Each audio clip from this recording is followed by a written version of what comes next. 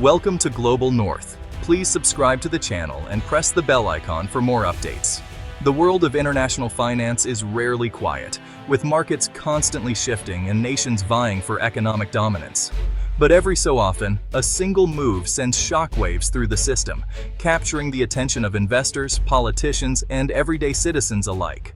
Donald Trump's latest move has made it even louder, dominating headlines and sparking heated debates across the globe. He's demanding that China pay the United States $600 billion, a staggering sum that's reignited tensions between the world's two largest economies and raised questions about the future of their already fragile relationship. This isn't just about money, it's a strategic play, coming on the heels of a turbulent election cycle where economic issues have taken center stage. Trump's demand is as much about political leverage as it is about financial restitution. The roots of this demand stretch back decades to old Chinese government bonds, debts issued before the current regime took power. These bonds have long been considered a relic of history, but Trump is determined to bring them back into the spotlight. By reviving this claim, he's turning a forgotten financial dispute into a headline-grabbing political weapon, using it to rally supporters and put pressure on both Beijing and Washington. The question now is clear: how will China respond to such an unprecedented demand? Will they engage in negotiations or dismiss it outright as political theater? And will the US government officially back this claim, risking a new trade war or a prolonged diplomatic standoff that could impact global markets? The world is watching closely, as this bold demand could reshape global economic relations for years to come, setting the stage for a new era of financial and political confrontation.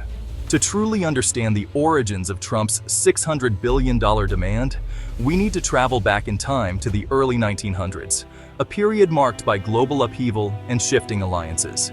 It was an era when international finance was becoming increasingly complex, and nations sought new ways to fund their ambitions. During this time, China's nationalist government, desperate for capital to modernize and stabilize the country, issued a series of government bonds. Many of these bonds were purchased by American investors who saw them as a promising opportunity for profit and a way to support China's development. But everything changed in 1949, when the Communist Party, led by Mao Zedong, seized control of China. The new government refused to recognize or honor the debts of the previous regime, leaving thousands of bondholders, many of them Americans, suddenly holding worthless paper. For decades, these bonds faded from public memory, gathering dust in attics and safety deposit boxes. Yet, a determined group of American bondholders and their descendants never gave up hope. They formed advocacy groups, held press conferences, and lobbied politicians, insisting that justice and repayment was still owed. Now, Donald Trump has taken up their cause, thrusting it into the national spotlight. By calculating the original value of the bonds plus decades of accumulated interest, he claims the total owed has ballooned to a staggering $600 billion. Trump's move transforms what was once a niche legal battle into a major international flashpoint, putting unprecedented pressure on both Beijing and Washington to respond. For Trump, this is more than just a financial dispute. It's a strategic play to appear tough on China and force the current administration into a corner.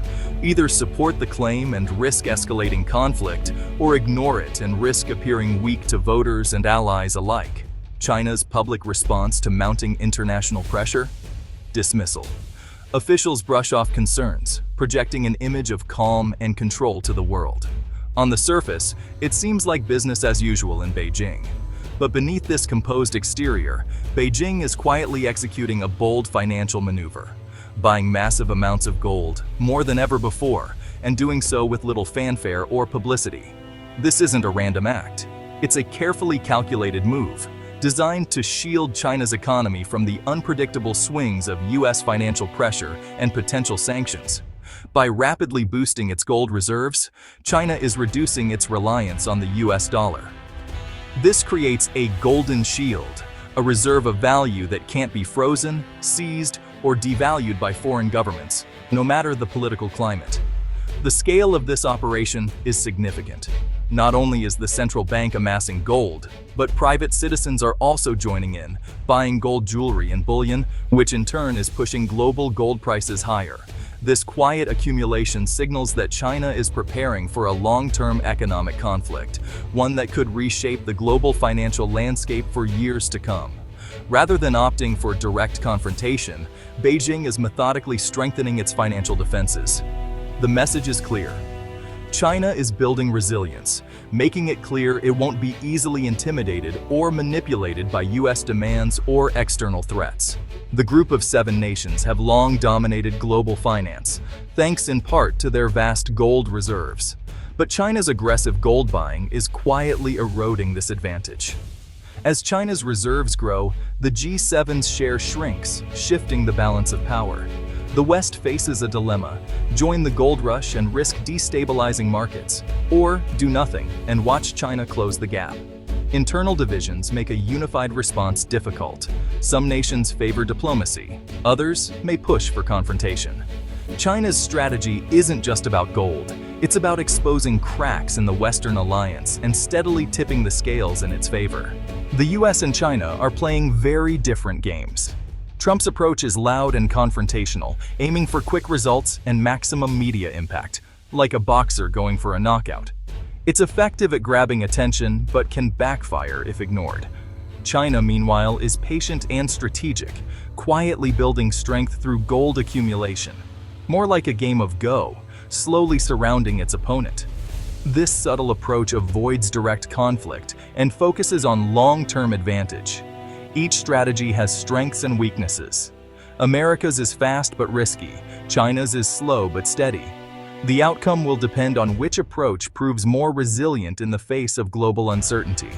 The ripple effects are already visible. Central banks worldwide, from the Middle East to Southeast Asia, are increasing their gold reserves, hedging against US-China tensions. Gold prices are climbing, driven by these massive purchases, impacting everyone from investors to jewelry buyers. Countries like Germany face tough choices.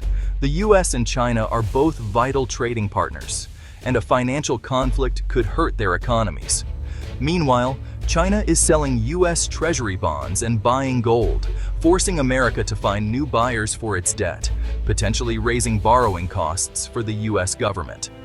These shifts show how high-level strategy is reshaping global markets and affecting ordinary people. The world stands at a crossroads. Trump's $600 billion demand is bold, but China's quiet gold strategy is just as powerful. The G7's dominance is under threat, and their response will shape the future of the global economy.